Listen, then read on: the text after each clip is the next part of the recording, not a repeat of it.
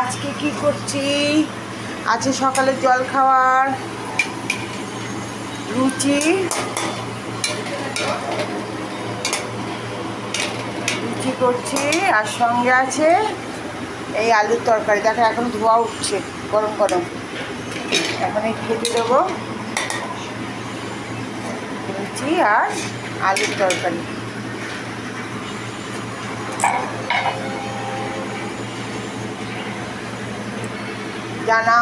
জানিও কমেন্টস করে কার কার লুচি খেতে ভালো লাগে।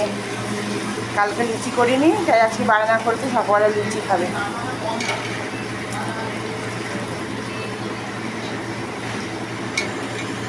গরম গরম ফুলো ফুলো লুচি।